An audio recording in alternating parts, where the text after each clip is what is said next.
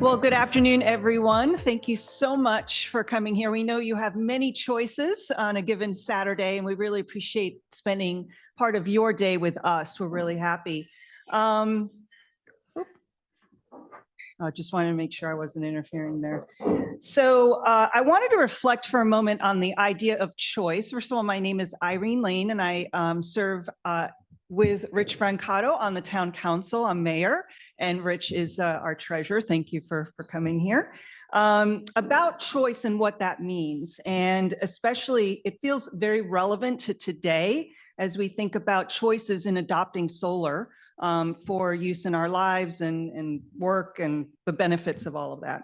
So unlike in previous years, there are now a wide range of options when it comes to how we power our homes, how we power our lives.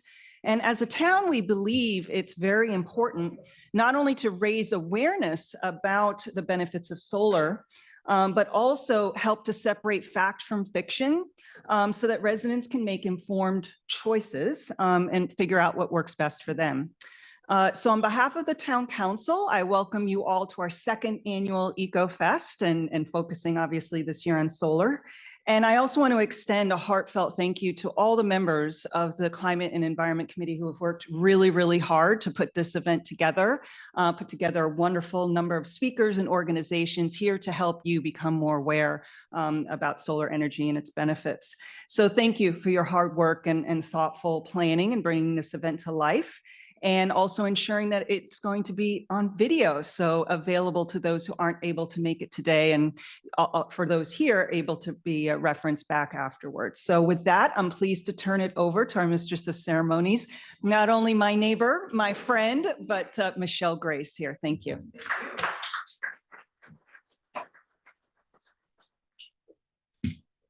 Thank you all for coming. I really appreciate, as Irene said, you all have many options and choices to fill your Saturdays, and we really appreciate you coming here. And I also want to have a big shout out, thank you to Irene, who serves on our committee as well. And your knowledge and insight has been fantastic, especially all things town related.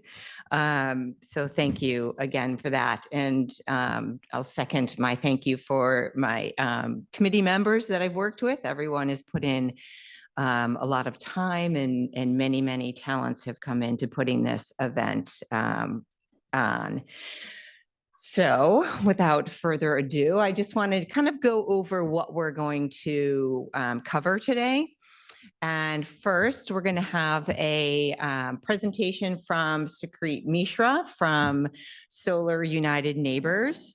Solar United Neighbors, for those who don't know, is a nonprofit organization that is dedicated to helping people go solar.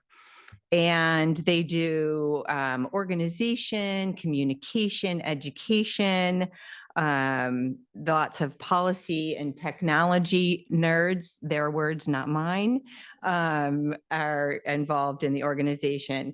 And Solar United Neighbors is also partners with Montgomery County to bring a program called Switch Together to Montgomery County residents, which is a program to help people install solar panels as well as save money along the way. And so Sukrit will talk about solar panels as well as an introduction to community solar.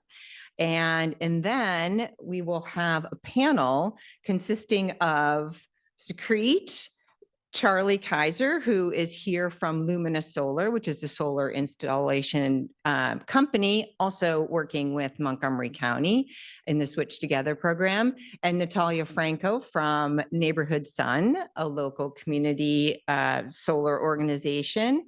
And so the three of them, plus our two fabulous town members who are utilizing these solar options, Sheila Bloom and John Kolakowski.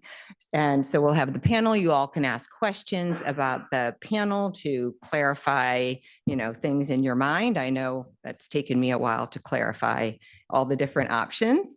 And then after that, people can go up and visit the tables and pick up some helpful literature and talk more about solar energy. And food, and then food in the back. That's right. All right. So without further ado, Sukrit is up next. Thank you.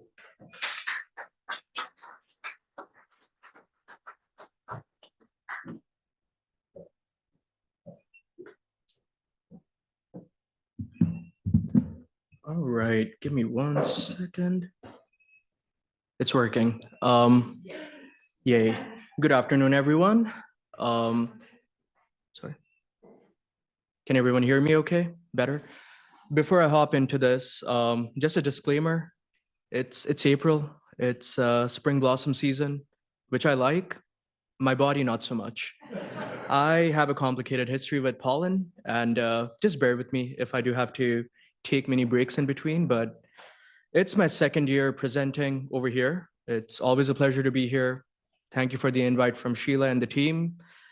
And my goal at the end of this session is just to give a brief breakdown on the work our company does, the options between residential or rooftop solar, and the alternative and community solar in case your roof's not a good fit, or if shading's an issue, or if your budget is a problem over here. So I'll go over both options. I'll be behind the table over there. You're welcome to stop by, ask any questions, and I will try to keep this to 30 minutes. No promises, though. I do prattle, so I'll try to stay on agenda. And yeah, we are working extensively across the DMV and DC with DOEE.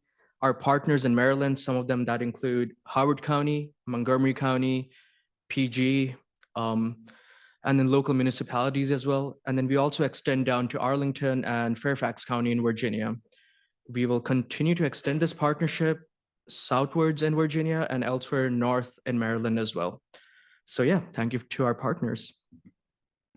As Michelle mentioned earlier, we are a national 501c3 nonprofit. Our mission is triple faceted. The first part is educating and informing folks on the benefits of solar or what their options are in their respective states. The second part is protecting and fighting for the existing rights of solar homeowners. You know, even when folks go solar, they receive pushback from the local HOAs and other authorities. We try to represent them as best as possible. And the third part is continuing to expand this work. And I'll get more into that later on. And yeah, the theory of change is triple faceted. Go solar. We have a help desk. We offer pro bono consultations free of charge.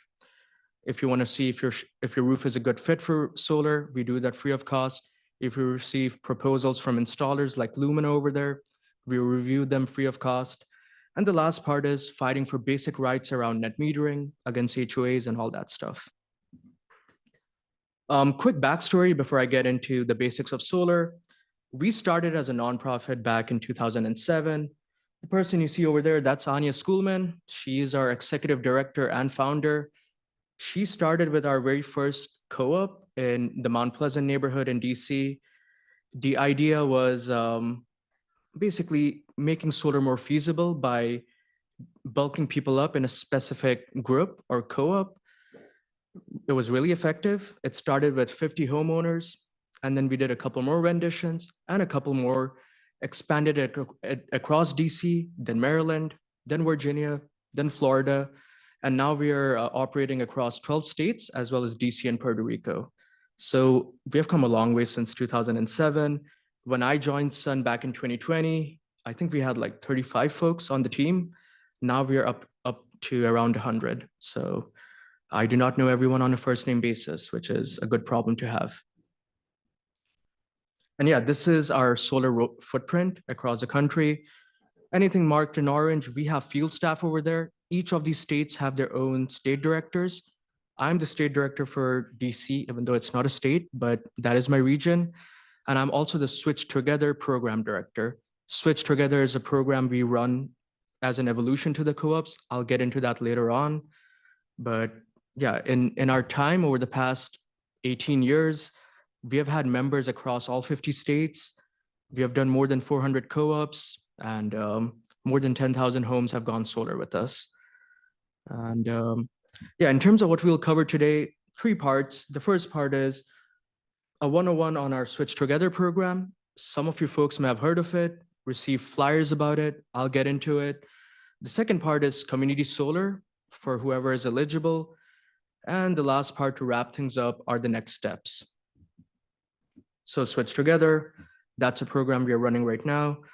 This is basically a group buying solar program that offers solar PV systems as well as battery backups and EV chargers. We are running this across for residents for DC, Maryland, and Virginia in the DMV program. We are doing similar projects in Florida, in Nevada, in Minnesota. We have been doing this since 2023. We have had almost 9,000 people sign up in the last couple of years. And of those 9,000 folks, as of this morning, based on what I checked, we have had almost 1,400 people sign a contract, or they're on course to sign a system by the end of the summer. And this partnership is between 2 companies. It's us at Solar United Neighbors and our Dutch partners in Amsterdam. Their name is iChooser. We do more of the consumer education. iChooser does more of the marketing around this program. Like I said, we started in 2023.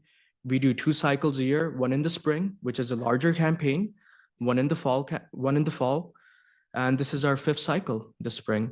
And we were on course on making this the biggest program to date, but the ground reality is different around the federal situation, the cutbacks. So we are trying to be a bit more reasonable this year. The benefits of group buying, I would say there are 2 major benefits. The first one being the obvious one, by coming together, by bulking people up in these groups, we're able to compete for lower than the market rate or competitive group prices with the installers that are selected in this program. On average, since we have been running this for the past couple of years, in the spring, folks save anywhere from 20 to 25% below the market rate. The fall campaign is usually a bit smaller. That's where the savings are more around 15%. The second bigger benefit is solar is my daytime job. It's still a niche product. It can be complicated. And not everyone's an expert on it. I'm sure folks have had door-to-door salesmen come by their door. They've received tons of proposals. They've received a lot of engineering terminologies around the stuff. It's hard. And so that's where we try to fill in that space. And if folks have any questions, we have a national help desk. You just have to drop us an email. We will review your proposal, let you know if it's a good deal or not. We will let you know if your roof's a good fit. We will give you a lowdown on financing, SRECs, any other topics that you have, or any other questions you have around solar. That's something I'm proud of. We have been doing this for the past 15 years, and we started the help desk on the East Coast, and it's been expanded nationwide, even in states where we do not have physical field staff. So when folks run into a bad contract with an installer, when they get pushback from their utilities, we try to mediate that as best as possible, and that's our specialty. And the last part is, yes, customer service for across all the stages. Once you sign up for this program, we will guide you from the day you sign up to the day your system's interconnected and beyond. So if you run into any technical issues, if you have any warranty questions, if you have any questions between you and your installer, if they're unresponsive, or if you have any other technical questions, we are happy to answer them. And on a good day when things are not too busy, except for this month, this one being Earth Month, we respond typically on an average of 2 to 3 hours. So we are a small team, but we are very responsive. In terms of numbers, just to break it down real quick, in terms of signups, like I said earlier, since we launched this 2 years ago, more than 10,000 people have signed up. If you look at the number for the spring campaign in 2024 last year, that was the biggest campaign. Spring is usually the largest one. The one we are running right now, we launched it 2 weeks ago. The first round of the direct mailers dropped, and we have around 1,000 people signed up. Of all these folks, we have completed around 1,000 installations, and we have another, I would say, 300 installations to go, and that should be done by the end of the summer. what else can I add over here? Let's see. Yeah, that's about it. I mean, the spring campaign this year, our internal goal was around 2,000 to 2,500 signups, but this is a significant upscale from our co-ops. And our co-ops, which we were running till 2021 or 2022, we used to get around 500 or 600 people signed up. So once the Inflation Reduction Act was passed, we had no more excuses. We really wanted to scale up our work.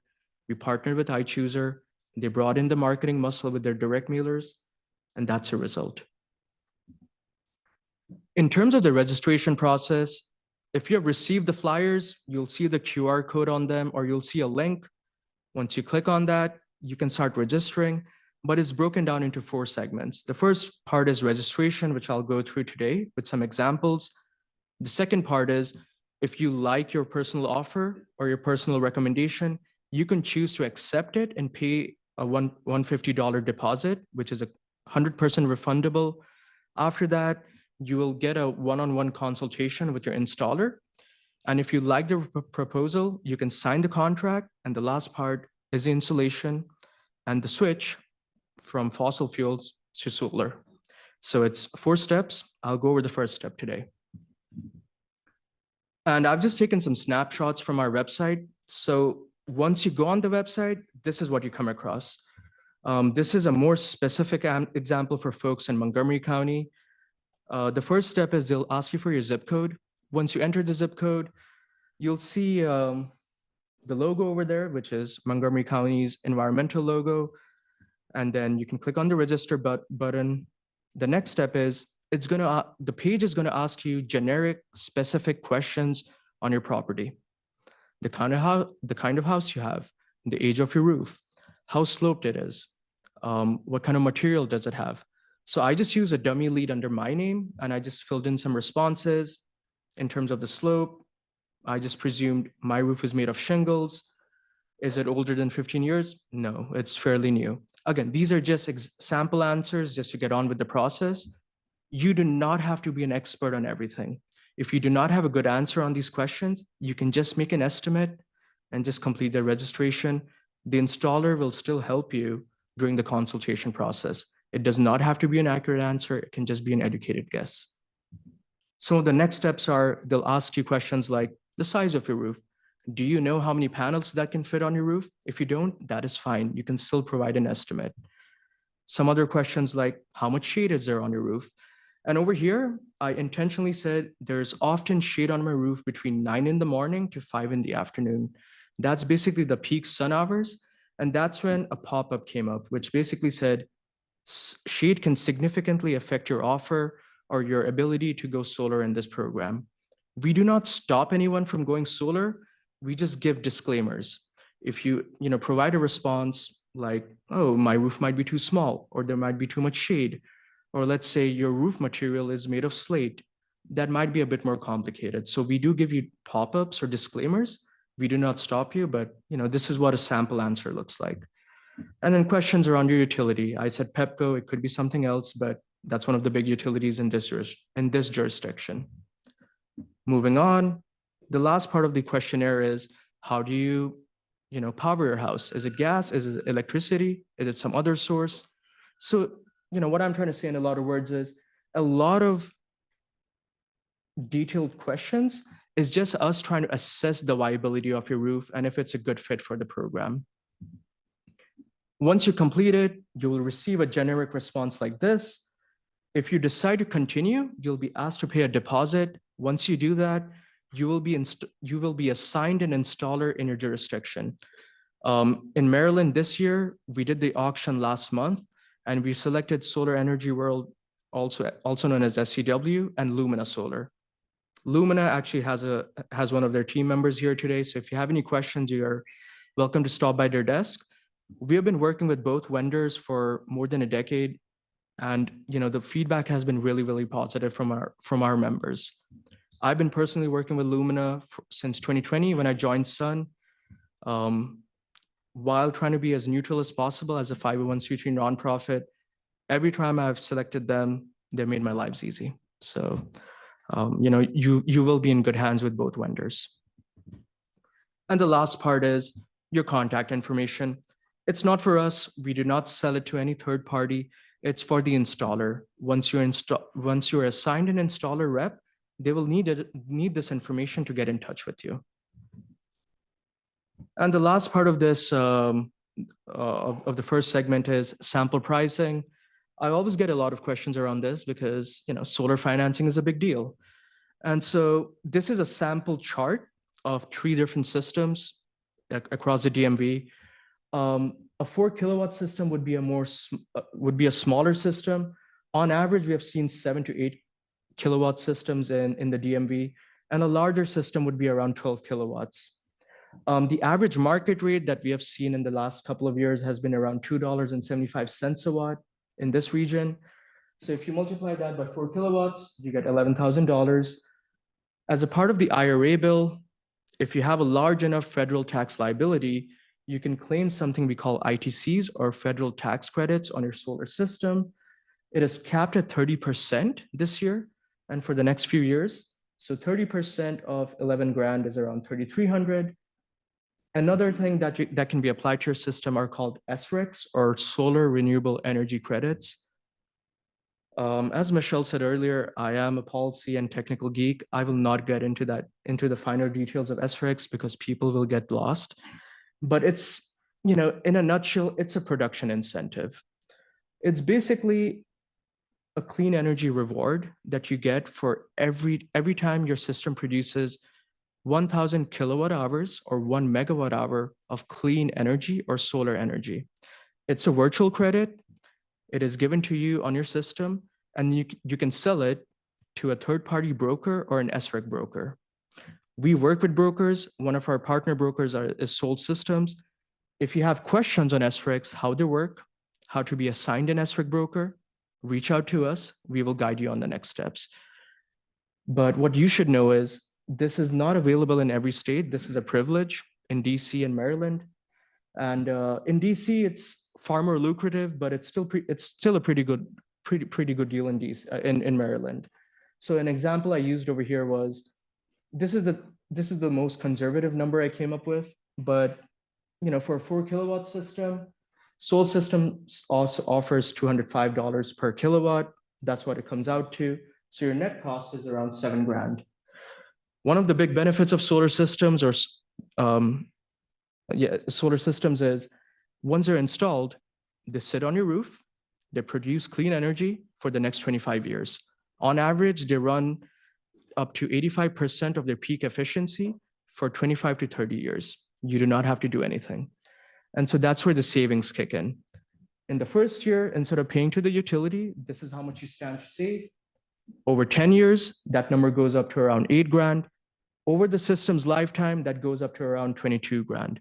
So at the end of the system's lifetime, you're actually making money out of the system, because all of that money that was going to the utility, you're actually saving that. The average payback in Maryland is around 7 to 8 years. So it does take some time to break even. But after those first 7 or 8 years, you're not subject to those utility escalator rates from the local utility like Pepco. And Maryland, unfortunately, has one of the highest utility rates. Not pleasant. That's one of the reasons why solar is so popular over here. So 4 kilowatt system, that's how much you stand to make, and it's scaled up depending on your system size. Again, these are sample numbers. Each system is unique to itself. So take this with a grain of salt. Some of the more frequently asked questions, when it comes to warranties, yes, it's provided by most installers, even in our Switch Together program. The panels themselves, on average, have a warranty anywhere from 25 to 30 years, depending on the installer you're working with. Some of the finer materials like microinverters and other stuff, microinverters anywhere from 10 to 25 years. If you're installing an EV charger, that has its own warranty. Workmanship warranty, that's anywhere from 10 to 15 years, depending on the installer. Could be less, could be more. So there are a lot of different modules and independent parts. They're all covered by warranties. Maintenance, the best part, like I said earlier, with solar systems is once it's installed over there, it requires minimum maintenance. And unless you see a significant production drop for whatever reason, That's where you can call the installer. It's covered in the warranty provisions, and they have you covered on this stuff. How long the systems last? Like I said earlier, 25 to 30 years. At the end of the system's lifetime, they're operating anywhere from 80 to 85% of their peak power, which is still pretty good. Will an HOA allow solar on your home? According to the mandates and statutes in DC and Maryland, unless it's specifically stated on your proposal, they cannot stop you from going solar. And if they do, there are still some mandates and finer parts where they cannot restrict you from causing a drop in your production or your system production beyond a certain point. So that should not be a problem here. Once in a while, we do get questions from folks from the local HOAs. You can drop us an email and we'll guide you on the next steps.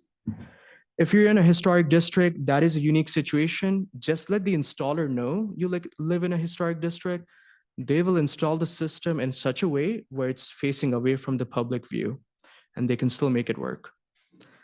Same applies to DC. I live in DuPont, or next door it's Logan Circle.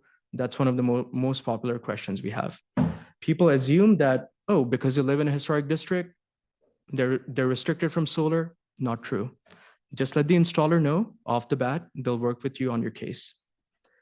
How big of a system you need? That just depends on your utility bills, your preferences, your budget, and tons of other factors. I get this question all the time where they ask me, how much will I save? I do not know how to answer that because I do not know how big your system is, how big your utility bill is, what your goals are. So it depends on a lot of factors. That's why we have that questionnaire on our website where we ask you to fill out all those topics. So the size of your system will depend on your preferences, your roof, the quality of the roof, the shading, and some other factors. All right, that was the first component. Rooftop solar is ideal if you own the roof, if there is minimal shading during the peak sun hours, if your roof is of good quality, but also if you have the budget for it. We do have folks who do not qualify for rooftop solar for one of those reasons, and that's where states like Maryland do have an alternative in the form of community solar. I did try condensing it, but it is a very dense topic. But in a nutshell, community solar is also shared solar. You're basically subscribing to a local community solar provider. You're renting that system. It's a specific system size that is off-site. And as a part of that agreement, you're either paying a fixed fee every month, or you're paying a fixed rate per kilowatt hour that is below the utility rate. The two big differences between owning a system and community solar is owning a system, it's got its own payback period. It takes some time to break even before you make some money out of it. Community solar in the short term is more feasible. It is cheaper than owning a system in the short term, and it's more flexible depending on the contract that you have. For folks who are income qualified or folks who have too much shade, this is where we redirect them to. Neighborhood Sun is here today. We have our own directory. If you're looking for community solar providers, reach out to them. We have our own directory, which I'll point out later on in this presentation. This is a viable alternative. And let's see, accessible to all, saves money. Yeah, all that good stuff. And for some folks, it saves them the headache of going solar or planning out or scoping out all aspects of their project and all the financing. So that's one of the biggest pitches for community solar. How it works, it's usually 3 steps. You can go on our website or any other website, just Google community solar. There are tons of projects across, not just Maryland, but across the country. Once you subscribe to a local project in your zip code or your jurisdiction, you will be asked to pay a monthly subscription fee. Now, this depends on the agreement. It could be a fixed rate, or it could be a fixed rate per kilowatt hour that you're consuming that is below the utility rate. It just depends on the nature of the agreement. This is where we can help. If you need a third party to review your contract, if it's a good deal or not, send it our way. We'll look for any red flags. Like any other industry in solar, there are good actors and bad actors. We'll let you know if it's a good deal. If it's not, we'll help you find another vendor. So that's just of community solar. And yeah, the last part I'll add is any credits that you earn from that system or whatever it's producing, it's either applied to your utility bill or it's just offset from your utility bill. So it just depends on the nature of the agreement. So this is the QR code. That's where the directory is, where you can find active or available community solar projects in your area. You're not missing anything. I also have a flyer on my table. You're welcome to stop by and pick it up. But these are the 3 steps. You find a project, you review the details. If you like it, you can subscribe to it. And that's where the savings start. All right, I think I'm on time, but yeah, this is the last part. What do you do next? If you like Switch Together, which is our program, you can sign up over there, fill out the form, and we'll get on with the next steps. If you like community solar better, you can pick up a flyer. We can connect you to a vendor or you can find one on your own, and we'll be happy to answer any questions. And yeah, I think that's all I had.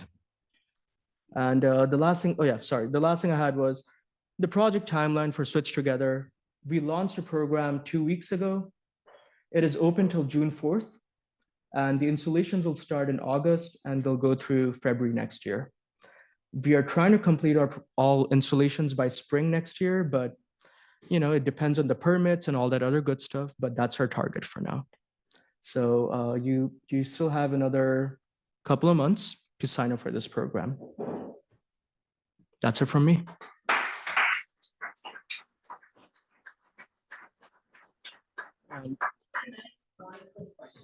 Yes, absolutely. Oh yeah, of course. I'm go for Mishra. On the Switch Together program. So I got my letter from Montgomery County, right? And if, let's say I go home and I can't find my letter, I can find that information on the Montgomery County website as well as on your website. Is that right? Or how does that work? Absolutely. Okay. You can find it on our website. You can drop us an email. You can reach out to Montgomery County. You can Google Switch Together. You'll find it. So there are tons of ways. So even if you miss the flyer, it's not the end of the world. And then there will be another communication coming out. Absolutely. Yeah, there is an email series that comes out and we will be doing another direct mailer drop next month. So if you missed the first one, you might receive the next flyer. So yeah. Did you have a question? I did, yeah, thank you. Great presentation. Two-part questions. First is, I think I heard you say that in the short term, the community solar is can be more cost effective, obviously, in other circumstances. How do you define short term? And then the second is, where are the solar panels and actually installed? Gotcha. So when I was saying short term, I would say I was comparing it to the payback period versus owning a system where the paybacks are around 7 to 8 years. The reason some folks are more comfortable with community solar is, sometimes life happens. You don't know where you'll be in a decade from now. So I'm not going to, force someone to install solar if they don't know where they'll be in the future. And that's where community solar is more viable. In terms of the sourcing and all that, it's usually an off-site provider, or it might be an open field or some other facility that you're subscribing to. Sometimes there are also community solar providers that install on your roof, but you do not own the system. They own the system. So there are tons of, options over here, which is why it can be complicated, which is why I did not go into the details, but. We're gonna put a panel up here right now, give an opportunity, so maybe you grab a seat and the other panel members will come up. Sure. So as they're coming up, my name's Jeff Marcus, a town resident. I've lived here 30 plus years. Yeah, I've lived here for over 30 years. And we have on this panel, people who Sukrit, as well as people involved in community solar, developers, and members of the town who have had solar on their roof, which will be able to ask questions. And I thought to get started, we'll just go down the panel from starting down there for people to give a short statement, who they are and what their area is. And then we'll open it up to questions. So if you could start. Sure, hi. Can you turn on the mic, please, for recording? Hi, My name is John Kolakowski. I live on Aspen Street. I'm just a town resident. And I'm here on the panel because I have both a solar panel installation and I'm also a community solar subscriber. So I have personal experience with both and I'm happy to share that. And I think also what might be interesting about my solar installation is that it was done at this point 12 or 13 years ago. And I'm actually on a lease program as opposed to owning my panels. So that might be interesting for people to hear about. Hi, my name is Charlie Kaiser. I'm with Lumina. We are a solar company based out of Maryland. We do residential and commercial. And we also participate in the co-op that was just spoken about. Hi, oh wait, this is working too, right? Hi, I'm Natalia Franco. I work with Neighborhood Sun, and we are one of the subscriber organizations for the Community Solar Program. So we just help residents subscribe to the program.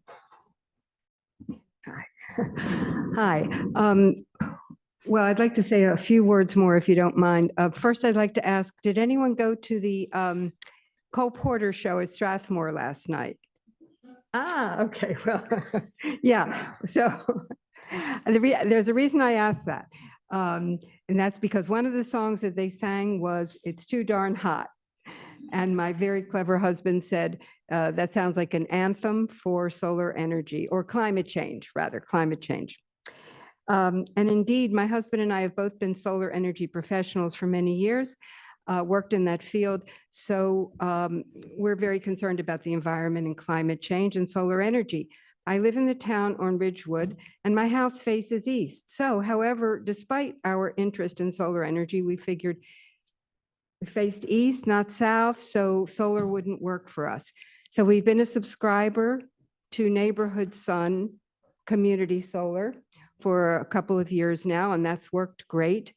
But when we heard the presentation last year about Switch Together, we said, well, let's check it out. And it turns out that, to our surprise, our roof was very suitable for solar energy.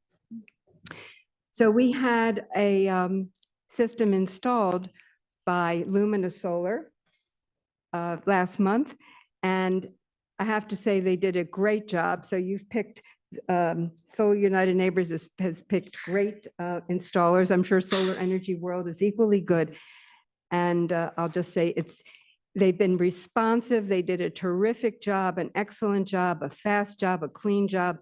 And we're just waiting for one more approval by Pepco to throw the switch, and we'll be generating most, if not all, of our electricity from solar. Sorry for going on so long, but I'm sorry. I'm Sheila Blum. I live on Ridgewood Avenue, just off of Stanford. And Come by and see our solar.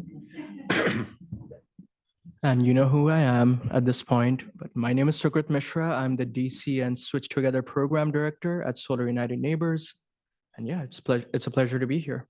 yeah, so think of your questions if you have some right now. If not, you have a question, please go right ahead. Just a question for Sukrit. I noticed when you were showing the numbers of the Switch Together and people signing up, there was a huge disparity between the number of signups and the number of installs. And I'm sure there's like a time lag, but it was like 10,000 signups and less than 1,000 installs. But does that mean there's like a backlog where it takes a really long time between the time you sign up and the time you install it? Can you just explain that? So. Yeah, I just wanted to pull it up for everyone's reference. Let's see. I would say it's more of a data lag on our end.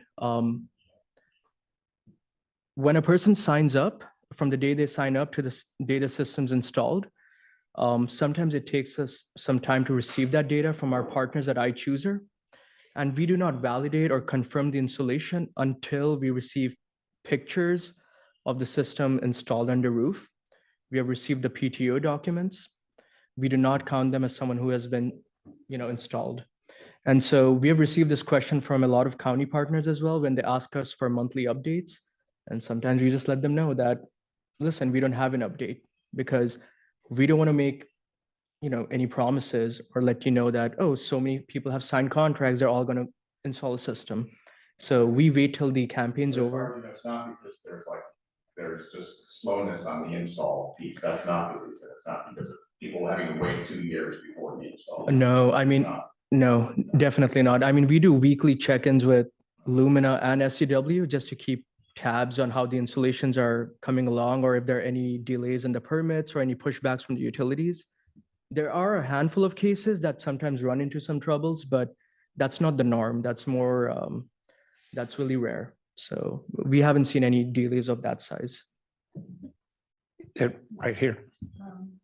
In terms of billing, so we have Pepco, and I think Maryland is sort of restricted at this point. Pepco is going to pretty much have to work for your electricity. Do they, if you do community solar, will Pepco bill you? Who bills you? And then there was also, I think you mentioned that you would either get an offset or an application to your bill. What's the difference? Yeah, Natalia. So the billing, the way that it works here in Maryland right now, it's that you first get the credits on your bill based on the energy that was generated at the solar farm, right? So those credits show up on your bill as a negative balance that reduce the amount that you pay to Pepco that month. And then a month later, you get an invoice from us to pay for those credits back, and we apply the 10% discount or the discount that you subscribe for at the solar farm. That is going to change this year because consolidated billing was approved for this program back in 2023. So all utilities have to implement consolidated billing for the program. And at that point, you're going to get everything on your bill, the credits and the discount. So there won't be a need for a separate invoice. Up front here, please. So I just, probably for the last, I've been buying a renewable energy sleeve from one of those providers, right? And I think it actually ends up being a premium on your bill. And am I getting this correct? That what you're saying is if you enter into a community solar project, you will pay less per kilowatt hour than you're currently paying. So it really is a no-brainer. Is there any reason why the entire town should not be switching to this, Irene? No, To if community solar. there's a law was passed in Maryland, it hasn't, and signed by the governor in September, October, and there are major lawsuits involving energy developers, which is changing everything, and it has to go through a regulatory process. So I think any decision on what you're talking about is in flux, whatever you wanted to do. It doesn't affect community solar or rooftop solar, but the type of programs you're talking about. There were a number of very significant problems with some of those programs, particularly for low and moderate income communities. And one might say close to fraud was claimed by some of the state senators. But so it's in a regulatory change process. The department at the state level has to put out new regulations, and they're not out yet. Right, but it sounds like we should all be buying our energy through a solar program. Oh, I agree. It's cheaper than Right. buying it directly from Pepco. Yeah, community solar programs are guaranteed to always be less than Pepco. Anything from 5 to 10% below Pepco rates, and there'll always be that amount below. And by the way, both regarding rooftop solar and community solar, the projections are that our electricity rates which are high already, are going to continue to go up.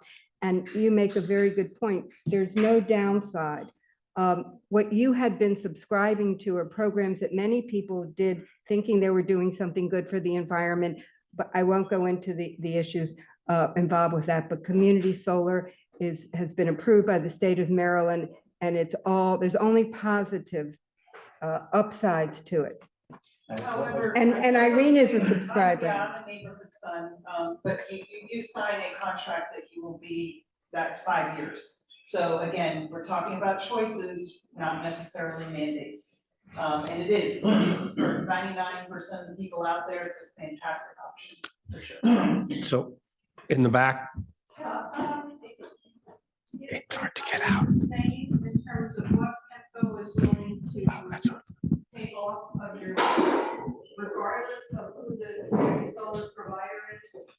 those kilowatts be all priced at the same level for Pepco?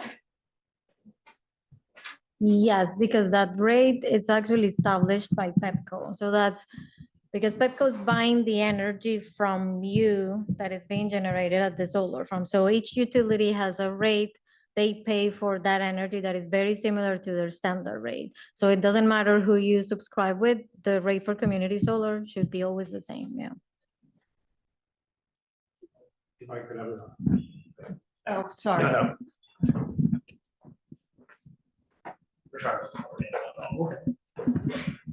Just like karaoke, can I? My question is, how does Pepco know how much my group of solar panels has produced that month, that much energy? I just don't understand how they know what to take off my bill. Right, great question. So when you subscribe, depending on how much energy you used in the last 12 months, we assign you a share or a percentage of the solar farm generation that we expect is going to cover like 90% of your energy usage in a year. So usually it's a very small percentage, it's like 0.0 something, right? So when the utility, they are the ones who read the meter at the solar farm each month. And depending on what your percentage is, they apply your credits based on every person's like percentage. Sorry. And if you're rooftop solar, obviously, if you consume directly, you're not buying it from Pepco. And so you're not, okay. But then but they have to buy any excess. Pepco has to buy any excess Right. in this state, and they pay you at the retail level. Right. So, John, the logic of having solar panels on your roof and participating in community solar is because you can't generate, your electricity consumption is greater than what your roof can produce, or is there something else No, happening here? that's exactly right. We live on the north side of the street. So the front side of our roof is southern facing and has dormers. So we weren't able to put solar panels in and amongst the dormers because they were going to be shaded. They weren't going to generate a lot. We have a flat section on a new addition that we were able to put solar panels on. And we were actually able to put solar panels on a rear portion that faces east. So my system is, I think, roughly small, on the order of 3 kilowatts, which is even lower than the 3 examples that Sukrit had put up. So it's only generating a portion of the electricity that we use each month. And so wanted to also try to get some benefits from community solar, so did that. And then even further than that, we're actually the electricity that we do use, we subscribe to a renewables program. So I'm trying to really do everything that we can. And my house is also solely electric. We don't have gas supply. So Right. So this is going to be my follow-up question, which is, if in a world where we are attempting to electrify everything and get rid of gas. So if today we've got gas boilers and we've got gas stoves, but we've got some electricity with air conditioning, but we imagine over the next 5 years, as these appliances get old, we will transfer those out. If you're going to put solar on your roof today, do you max out because you can sell that back to the grid? And is that economical? It doesn't matter, right? If you have unshaded roof and you're going to it, you probably want to max it out, but that's an individual decision. 2 questions I just wanted to ask, because I know they come up other times. With the significant changes at the federal level, is there any concern that the federal 30% tax credit is going to go away, or is that secure? Your best guess. Yes, the elephant in the room. This question came up to me last November as well, after the election. I had to go up to Howard County and do a presentation just like this the night after the election.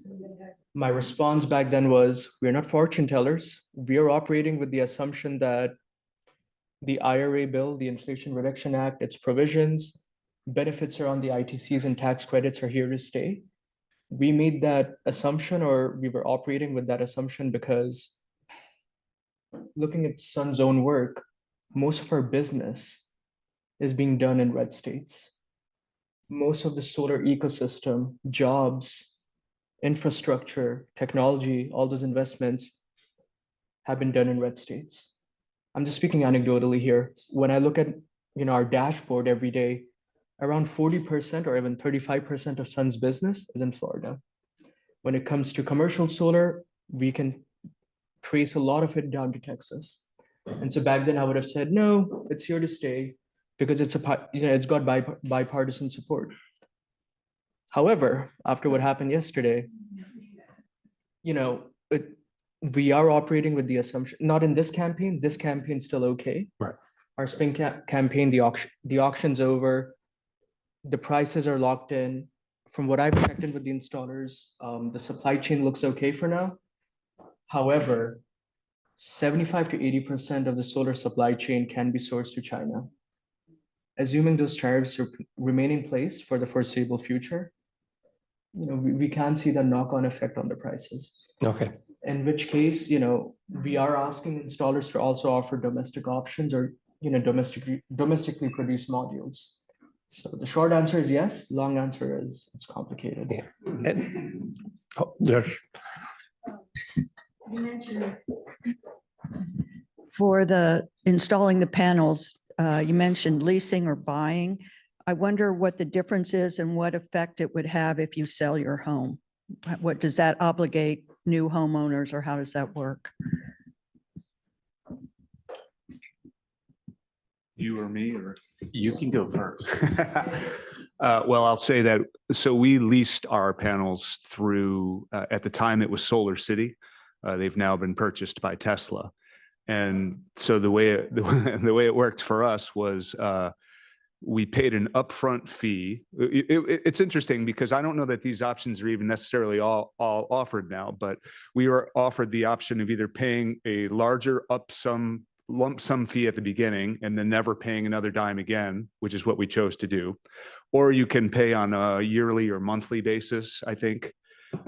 So we paid up front, and the way it works is we have a 20-year lease, and they were responsible for everything.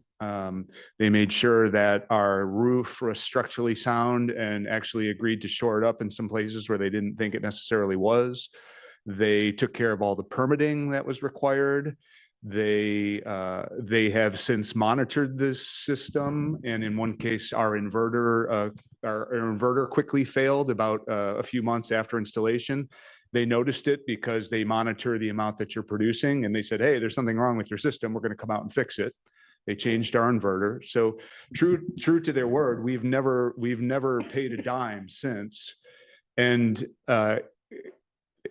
some would say incredibly, they've actually paid us some additional money because it was written into our lease that we would be guaranteed to produce a certain minimum amount of electricity each year. And we have actually fallen a little bit short each year just because of the maybe inefficiencies of our panels or conditions they didn't expect to necessarily occur. So we were guaranteed a minimum, and they have sent us a check each year for roughly $80, $90 on average, because we're falling a little bit short of our production. At the end of the 20 years, I'm really curious, honestly. I mean, they are obligated to come and remove the system and take it away because they own it. I mean, we don't own it. I kind of wonder at the end of those 20 years whether they're just going to say, keep it. Like I wonder if it's going to be even worth their cost.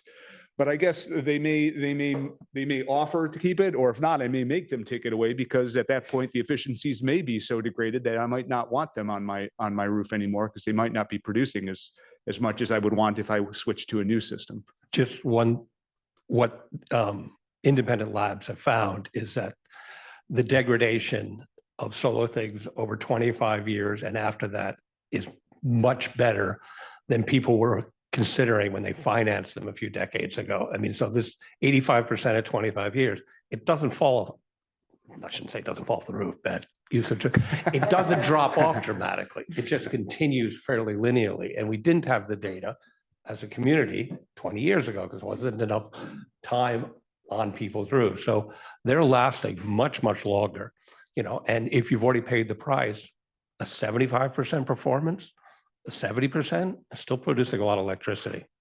So I'm sure they don't know what they want to do yet. Yeah. Yeah, this is a question we get a lot. So most people are in their homes for about 8 years on average. So these systems are going to last about 25 to 30 at least of productive life.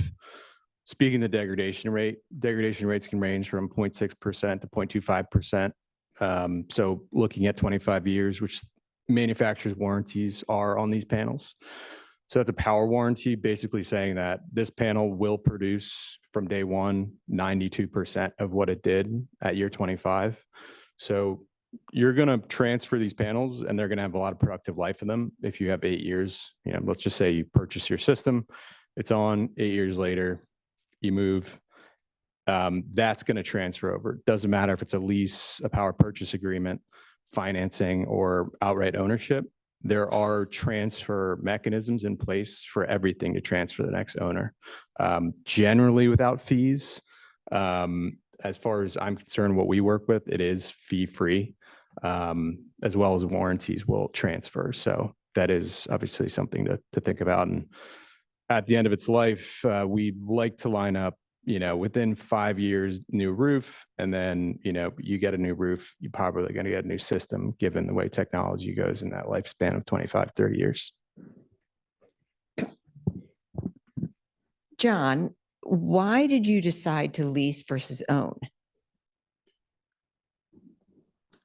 At the time, it was just a better deal, I think, for us. A lower upfront cost. If we had purchased the system, I recall at the time, I think it was going to be on the order of, I want to say on the order of $20,000 or more dollars. The least cost for us was only 3.5 after my wife negotiated it down a little bit because the panels didn't look exactly like they promised they would look.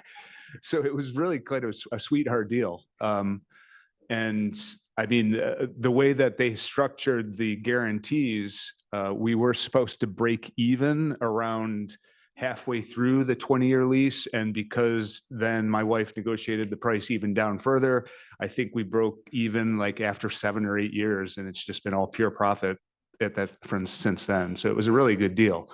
And like I said, I'm not sure if they offer those anymore because it was too good of a deal almost. So one of the things just to be aware of, every major organization from US, European, California organizations have underpredicted significantly the drop in price in solar panels. If you go back and look over the last 10 years, even the most optimistic numbers were far higher than what we're seeing. And so how they market them, and like the leasing market was huge 10 years ago, it's not that big anymore because the upfront costs have come down. The other thing to be aware of, the decision on whether you lease or buy depends on 2 other factors. What's the inflation rate right now and what your return on the market is, because you have that money to invest someplace else. Those are obviously very personal decisions and hard to predict globally.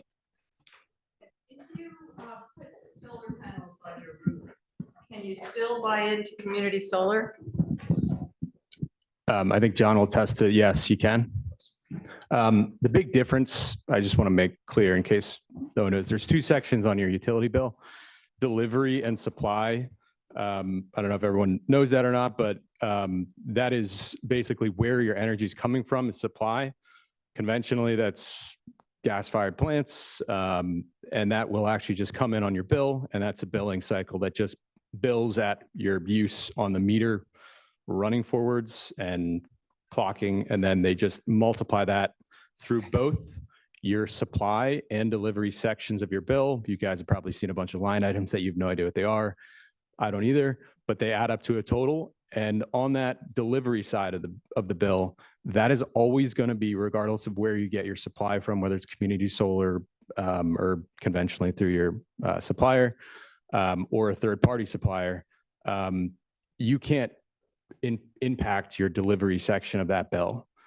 Whereas with rooftop solar, you will be spinning the meter backwards, whether it's a PPA, whether it's a lease, whether it's financing, whether it's ownership. The big difference between ownership's financing or outright purchase, you own the system, you are entitled to the incentives, whether it's the tax credit, whether it's SREX, whether it's local incentives. If you do a lease or a PPA, someone else will own that system and will absorb those incentives in return for giving you a fixed rate with either a 0% escalator, meaning the rate stays the same, so you pay a fixed cost for 25 years, or you take a escalator up to 2.9%, and that rate starts lower.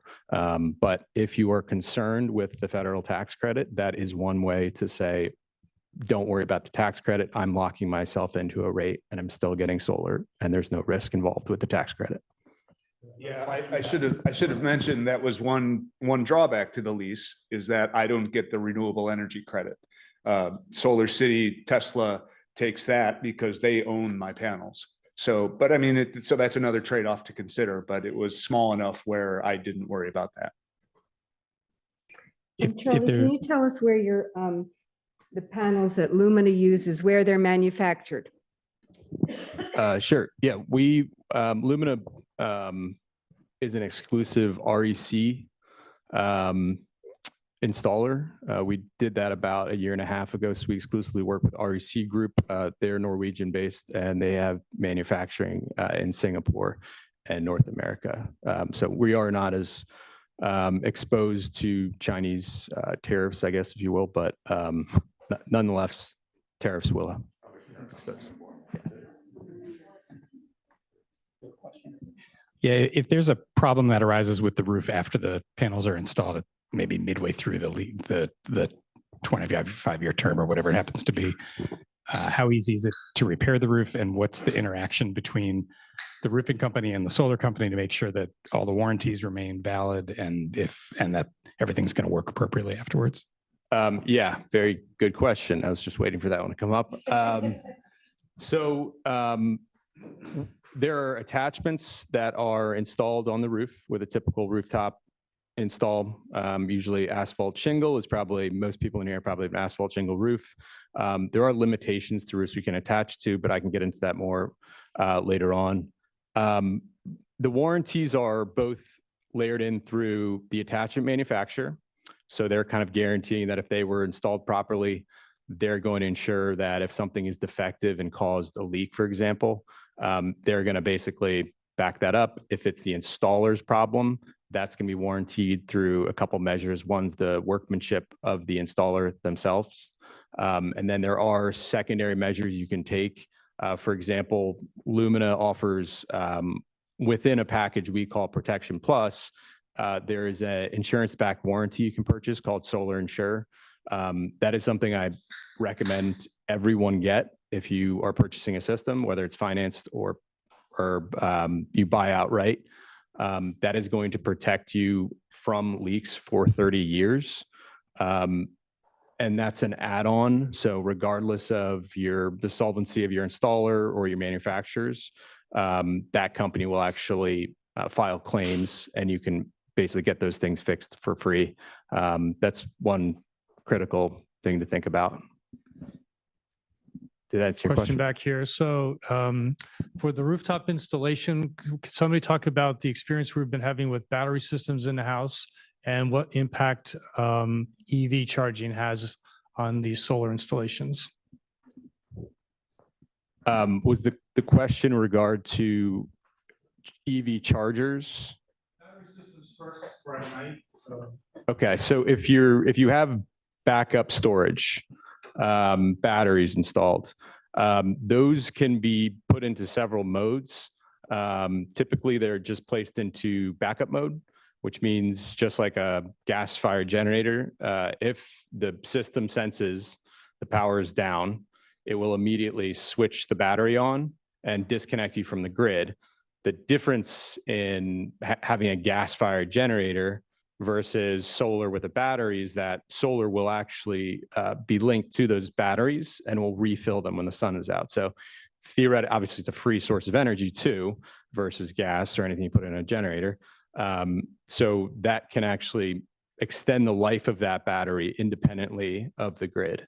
But if you have a battery, you can also, one thing that if you're in a high rate environment or time of use and don't even have solar, you can technically use that battery in time of use, which means you just click it on during that peak use time.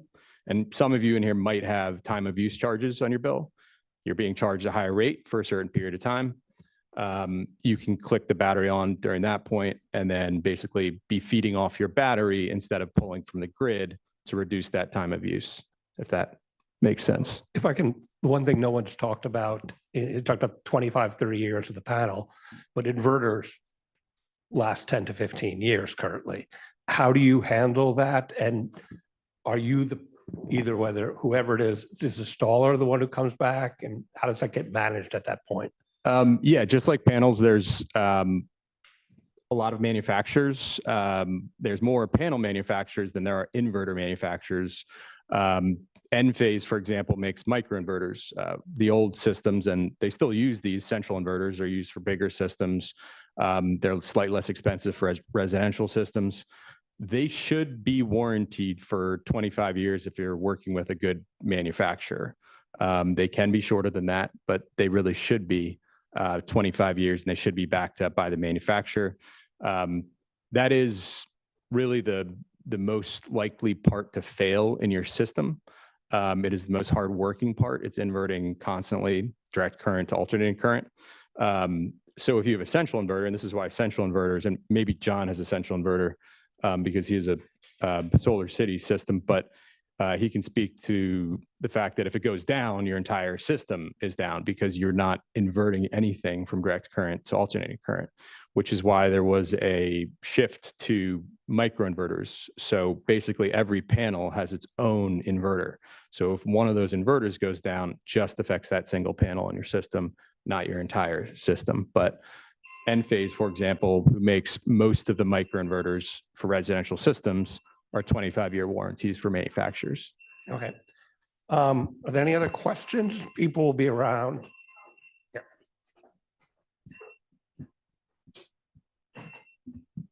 Yeah, just curious. I heard the comment earlier that if you don't know where you're going to be in 8 to 10 years, that the community might be the better way to go. I'm curious if there are any reliable numbers on impact on home value of these systems. I mean, do consumers like the potential of having these savings, or is there aesthetic concerns or other thing? I mean, are there any kind of reliable numbers folks have seen in terms of impact on home value? I'll just quickly speak to that. Yeah, it's a question we get a lot. And Zillow did a study a few years back on this, and you can actually go online and look at this. The data says, for example, in Maryland, it's about 7% increase in premium on a home with solar.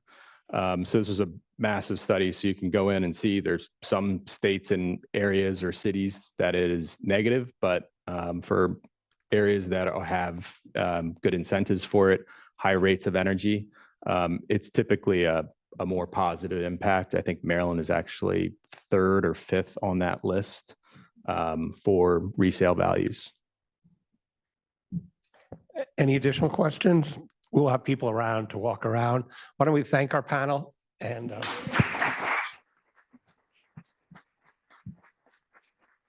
think food is available and people are available for one-on-one conversations. Thank you so much for participating.